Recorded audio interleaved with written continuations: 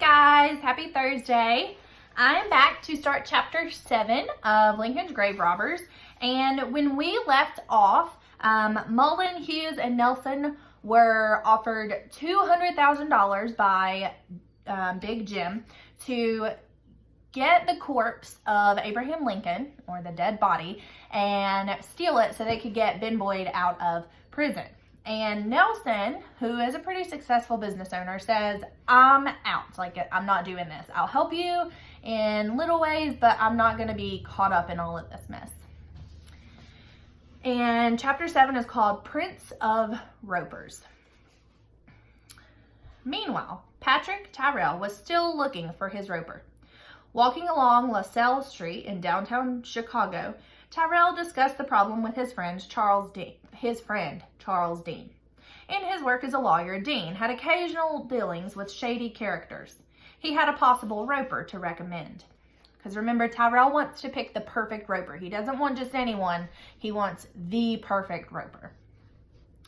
The man's name was Louis Swegles. It's a funny name. Though he also went by John Morris and a few other phony names. Swegles was in his late 20s, of average height and build. He was talkative, funny, a natural-born entertainer.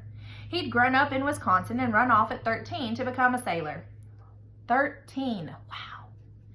Later, back in the Midwest, he started stealing horses. Like all good ropers, he was known to other criminals and had done time in prison. In the Wisconsin State Penitentiary, he'd met plenty of Coney men and had a basic idea of how their world operated. Now, Swegles was here in Chicago, married, trying to go straight. He's anxious to be employed, Dean assured Tyrrell, and is knowledgeable of certain counterfeiters and their operations that might make him valuable. Tyrrell said he was intrigued. Dean took him to meet the man newspapers would soon proclaim the Prince of Ropers. Tyrrell and Swegles talked on the street later that morning. Swegles and myself walked around a few blocks, the operative wrote that night in his report to Chief Washburn. He said that he knew all about the case of Jack Hughes. That got Tyrrell's attention. He moved slowly, though, wanting Swegles to understand what he was getting into. As a roper, he'd be expected to worm his way in with Hughes and his pals. Once he had their trust, he could earn money by selling Tyrrell bits of information about their plans. It was a dangerous way to make money, possibly deadly. Criminal gangs are not gentle with men caught squealing to the cops. Swegles understood and wanted the work. Tyrrell told him to check out a saloon called The Hub, where Hughes was reputed to hang out. Swegles went right to The Hub, walked in, and ordered a drink. Just to be friendly, he bought one for the bartender, Terrence Mullen. Mullen took the drink but kept his distance from Swegles. He never liked to talk much with strangers. Swegles didn't force it. He dropped into The Hub often over the next couple of weeks. He was always smiling, always telling funny stories to other customers. He let slip a few hints about some time spent in prison, but offered no detail. On August 28th, while Swegles was drinking and cracking jokes at the bar, Jack Hughes walked in. One of Swegles' new friends pointed Hughes out. Swegles may not have seemed too interested, but as soon as he finished his drink, he left the bar and hurried to Tyrrell's office with the update. Tyrrell immediately headed over to the Hub, and found Hughes sitting at a table. Is all the money in your pocket good money? Tyrrell demanded. Never have any other kind, said Hughes. Tyrrell told Hughes to empty his pockets. Hughes pulled out $6 in paper money and a bit of change. No Coney. Tyrrell hauled Hughes to the police station to face older charges of passing counterfeit currency. The cops photographed Hughes, wrote down his description, and tossed him in jail. His friends quickly raised $2,000 to pay his bail, and by the second week of September, Hughes was back at the Hub. Hughes's trial was set for the coming January, but he could worry about that later. For now, he and Mullen had important plans to make. Tyrrell was impressed with his new roper's performance. He offered Swegles the usual roper rate of $5 a day to continue reporting on the goings-on at the Hub. In particular, Tyrrell wanted some solid evidence to use against Hughes in court, and information about the higher-ups in Hughes' Coney ring. Swegles went back to the Hub, again playing it cool. He didn't try to approach Hughes directly. Instead, he hung around at the bar, where small crowds gathered to hear hilarious tales of his past misadventures. Swegles always made sure to casually weave in the names of criminals he'd worked with befriended behind bars. Swiggles noticed that Hughes seemed to enjoy his stories. This gave him an opening. He chatted with the shover, casually mentioning that he'd read about Hughes' arrest in the newspaper. He let Hughes know that he was toying with the idea of getting into the coney business himself. Hughes responded with some vague advice. He didn't know Swiggles well and had no idea if the man was on the level.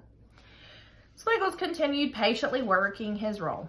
He stayed away from the hub for a couple of days, then charged back in, flashing a wad of greenbacks. He told Hughes and the other hub regulars that he and his buddy, Billy Brown, had just cleaned out a tannery up in Wisconsin and made off with a bundle. That means they stole the money. Mullen listened with interest from his spot behind the bar. He and Hughes were still looking for a third man for Big Jim's Lincoln tomb job.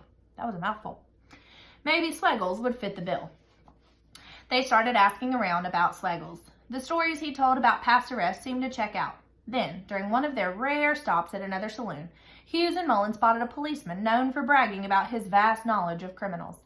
The Coney men treated the detective to a few rounds of beer, then asked him what he knew of a man named Louis Swiggles.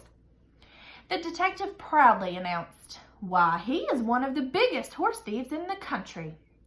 Hughes and Mullen liked the sound of that.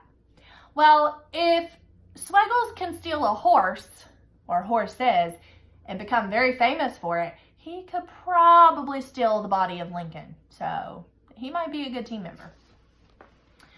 Through September and into October, the 1876 presidential campaign continued heating up. Back then, candidates didn't travel the country shaking hands and making speeches. That kind of campaigning wouldn't start until 1896 with William McKinley. Before that, newspapers were the main battleground. Competing papers aggressively promoted competing political parties and politicians, and the partisan attacks were every bit as savage as they are today. Papers backing the Democratic candidate, Samuel J. Tilden, didn't talk much about Tilden. Instead, they hammered away at the corruption and scandals that had stained the current Republican president, Ulysses S. Grant. No Republican could be trusted, the Democrats proclaimed, least of all their candidate for president, Rutherford B. Hayes, who, as a Union general during the Civil War, had possibly stolen the pay of dead soldiers. There was absolutely no basis for his accusation, but Democrats knew that just throwing the charge out there would do some damage to Hayes. Republican newspapers blasted back with the strategy known as waving the bloody shirt. They spoke of the horrors of the Civil War and reminded readers that it had been Democratic leaders who had seceded from the Union and fired on the American flag, and Republicans under Lincoln who had held the country together. The papers suggested that Democrats were traitors, and their candidate Tilden was no different. Tilden hadn't served in the war, papers pointed out, and was probably still a rebel sympathizer and supporter of slavery. What's more, claimed one paper, Tilden was a drunkard, a liar, a cheat, a counterfeiter, a perjurer, and a swindler. No evidence was presented. Terrence Mullen and Jack Hughes were not exactly what you would call civic-minded citizens. It's likely they never voted in their lives, but they couldn't avoid hearing news of the upcoming election, and the fierce campaign would impact their plans in one important way. But first, they still needed a third man. Sometime in the middle of October, the Coney men pulled Swiggles aside at the hub. In hushed voices, they asked him if he'd like to make a little money. Maybe, Swiggles said. What was the lay? Body snatching, they told him. A very rich man had just gone toes up in Kenosha, Wisconsin.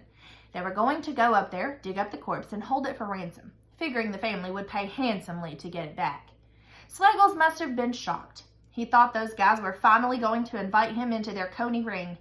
This grave-robbing thing came out of nowhere, and the ropers sensed it was some kind of test. He said he needed a little time to think over the offer, maybe to check out the penalty for body snatching in Wisconsin. Swiggles left the bar and walked to the office of Charles Dean, the lawyer who'd gotten him into the roper business. Dean listened to the story. He told Swiggles the plan sounded like a feeler. Hughes and Mullen probably wanted to see how Swiggles would respond. Wait a day or two, Dean suggested. Then go back to the hub and tell them you're not interested. Swiggles followed Dean's advice. Hughes and Mullen didn't seem too upset. Swaggles and Dean had suggested right. The Coney man had no intention of digging up corpses in Kenosha. They only proposed the plot to see if Swaggles could keep his mouth shut. Rumors flew quickly through the criminal community of Chicago. If Swaggles mentioned the Kenosha plan to anyone, the story would get back to the hub soon enough. A week passed. Hughes and Mullen heard nothing about a Wisconsin grave robbing plot. Swaggles could keep a secret, they decided.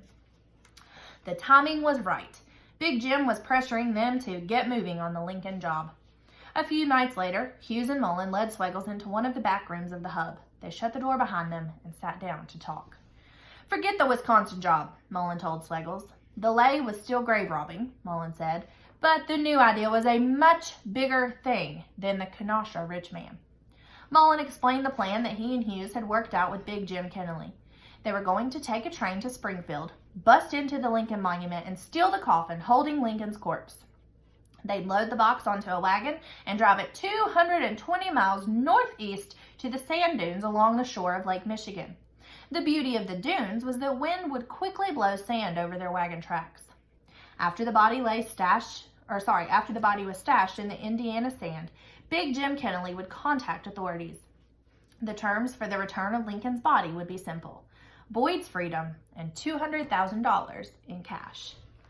Lincoln's monument had cost about $200,000 to build, Mullen cackled. What is the use of the monument without the corpse? Swaggles was too stunned to respond. The silence in the room must have lasted an uncomfortably long time. His friends might think he was losing his nerve. He had to say something. I'm the boss body snatcher of Chicago, Swaggles blurted out. Mullen and Hughes looked intrigued. They knew they liked Swaggles, but didn't know he had experienced robbing graves. Swaggles saw that he'd said the right thing. He relaxed a bit, his heartbeat slowing. Now he just had to back up his bold lie with a few body-snatching stories. We don't know what tales Swaggles told, but somehow he convinced his new partners he was an expert on the subject. The Coney men welcomed him to the team. So Swaggles lied and said, "Oh yeah, I'm a pro stealer, thief." He has never stolen a body in his life. That's not something people, put on their resume, like, "Oh hey, I steal bodies." But he told them this, and so now he has to make up these lies to convince them that he's really good at stealing bodies so that they will still trust him. Because remember, he's getting paid to talk to the cops. So he wants in on that deal. All right, tomorrow we will read chapter 8, which is called The Trap. Bye, guys.